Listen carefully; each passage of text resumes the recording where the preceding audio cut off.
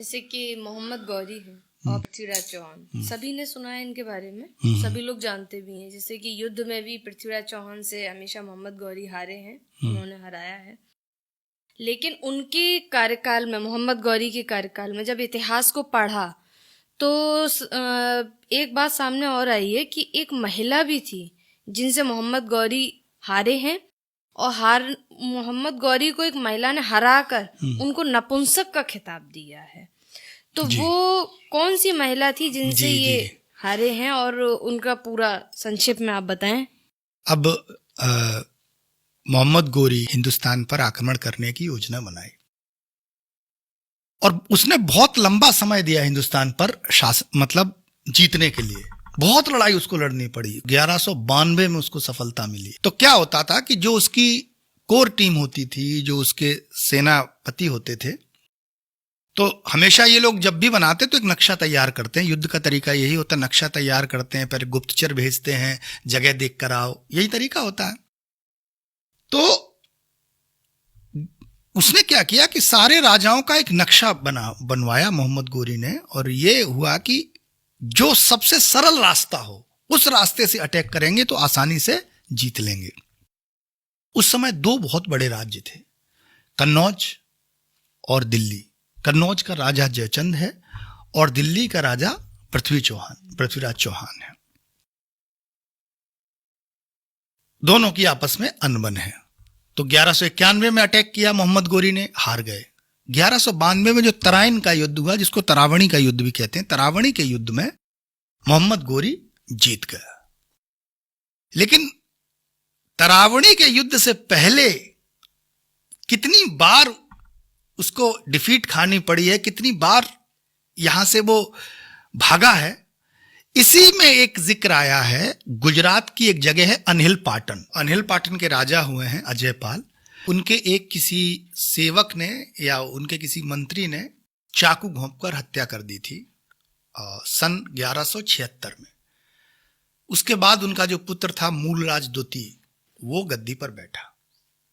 यहां से जो नायका देवी थी, उनके हाथों में सत्ता की बागडोर आ गई। लड़का छोटा था और मतलब नाबालिग था, तो सारी जो राज व्यवस्था थी वो नायका देवी को देखनी पड़ी। अब हुआ ये कि मोहम्मद गौरी को ये बताया कि सबसे सरल रास्ता यही है, यहां से अगर अटैक करोगे तो हिंदुस्तान में घुसना बहुत आसान है। तो उसने चिट्ठी लिखी नायका देवी को, ऐसा है, हम हिंदुस्तान पर चढ़ाई आक्रमण कर रहे हैं और तुम जो है अपने राज्य मेरे अधीन कर दो और हम तुमको मारेंगे नहीं, और मुझे रास्ता दे दो।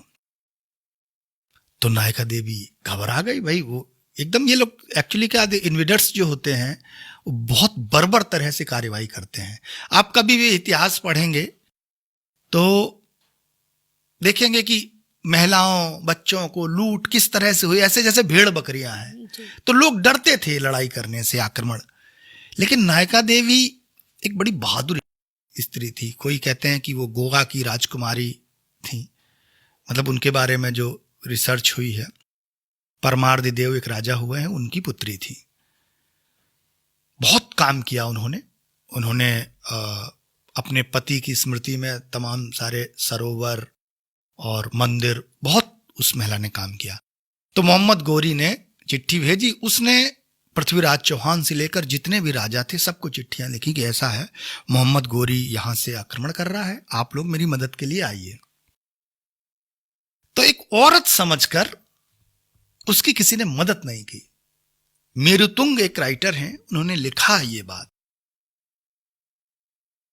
तो जब उसको कहीं से मदद नहीं मिली तो उसने कहा कि ऐसे तो हार नहीं मानेंगे। तो उसने चिट्ठी लिख दी। उसने कहा ऐसा है, हम समर्पण तो नहीं करेंगे, आप बहुत बड़ी सेना लेकर आए हैं, हमसे लड़कर जीत लो आप।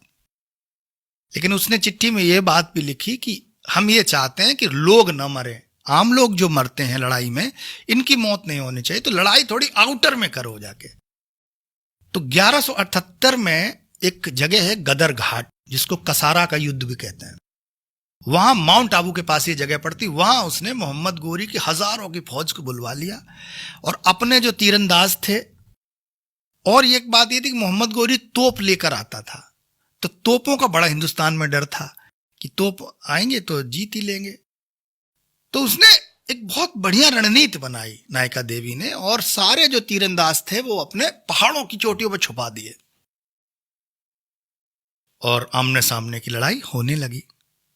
उसी वक्त क्या हुआ कि चूंकि वो पहाड़ी इलाका है और बारिश हो गई, तो जब बारिश हो गई तो भारी भारी जो तोपें थी वो गड़ गई वहां। तो ये समझ लो कि मोहम्मद गोरी की हालत वो हो गई कि अब ना आगे जाना ना पीछे जाना, और उनके जो भी 1000-2000 तीरंदाज थे उन्होंने बारिश कर दी ऊपर से तीरों की, आग के गोले बना के जैसे भी कर सकते थे, पत्थर फेंके। कुल मिला के स्थिति ये की कि बहुत बड़ी सेना जो है उनकी घायल हो गई, कुछ मर गए। और वहां पर एक जिक्र आया कि एक लड़का आया, जब ये भागने लगे तो एक लड़का आया, उसने कहा कि हम बताएं तुमको रास्ता। तो गोरी की सेना उसके पीछे दौड़ दी। वो दौड़ते दौड़ते ऐसी जगह ले गया उनको कि जहां से ना आगे का कोई रास्ता था ना पीछे का, ना कोई खाने की चीज थी, मतलब बहुत दूर ले जाके उसने वहां सेना छोड़ दी। तो उसको पकड़ के पूछा तो उसने कहा कि मैं रानी का सेवक हूं, हम तुमसे लड़कर नहीं जीत सकते हैं, लेकिन तुम्हें यहां से इतनी आसानी से भी फतेह करके नहीं जाने देंगे। तो तमाम सेना तो उसकी उधर मर गई भटकते हुए, वो रास्ता ही नहीं उनको पता था, और तमाम सैनिक इसमें मर गए और मोहम्मद गोरी भाग गया। कहते हैं कि और रानी ने फिर उसको मतलब नपुंसक का खिताब दिया, और इतिहासकारों ने नपुंसक का खिताब दिया। और कहते हैं कि इतनी बुरी हार थी वो मोहम्मद गोरी की कि जीवन में फिर कभी भी मोहम्मद गोरी ने सपने में भी नहीं सोचा अब उस राज्य पर आक्रमण कर दें। वो दूसरी जगहों से कोशिश करता रहा, लेकिन वो इतना डर गया, और उसके डर का कारण ये था कि एक औरत ने, एक मतलब विधवा औरत ने इतनी बड़ी शिकस्त दी। ये मोहम्मद गोरी के जीवन की फरिश्ता ने लिखा है, जो इतिहासकार है उसने लिखा कि मोहम्मद गोरी को रात को ख्वाब में आती थी नायका देवी। इतना डिप्रेस्ड हो गया था उसको, और फिर वो कभी उससे लड़ने नहीं गया। बाद में फिर दूसरे रास्तों से आकर वो दिल्ली पर आया और 1192 में अटैक किया। फिर उसके बाद कुतुबुद्दीन ऐबक को जब वो दिल्ली पे बैठा गया, तब कुतुबुद्दीन ऐबक ने अनिल पाटन पर चढ़ाई करके उसको अपने राज्य में मिलाया। तो ये मोहम्मद गोरी की एक बड़ी हार है, और कम से कम उन इतिहासकारों को इससे जरूर इसका जिक्र नहीं आया। सबसे बड़ी बात, मतलब इस बात की चर्चा इसलिए और बहुत महत्वपूर्ण लगी मुझे कि इसका हिस्ट्री में जिक्र नहीं आया, जबकि यह युद्ध निर्णायक युद्ध था, इसका जिक्र आना चाहिए। इतिहास में बहुत सारी किताबों में यह बताया गया कि हिंदुस्तानी हमेशा हारते रहे, ये लोग सांप बिच्छू पालने वाले लोग थे, ऐसा भी नहीं था। हाँ, यह है कि इतिहास हमेशा विजेता का लिखा जाता है, जो जीत जाता है वो अपने हिसाब से इतिहास को लिखता है।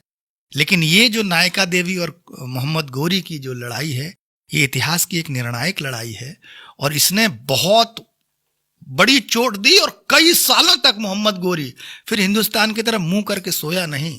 उसके बाद फिर समझ लो 78 में ये लड़ाई हुई है, उसके बाद 80 के बाद उसने फिर प्लान बनाया, मतलब 90 के आसपास 8-10 साल मोहम्मद गोरी फिर योजनाएं बनाने में उसने समय खपा दिया। तो ये थी वो लड़ाई जिसके बारे में आपने जी बहुत बहुत धन्यवाद, बहुत अच्छे से बताया आपने, बहुत बहुत शुक्रिया। Thank you.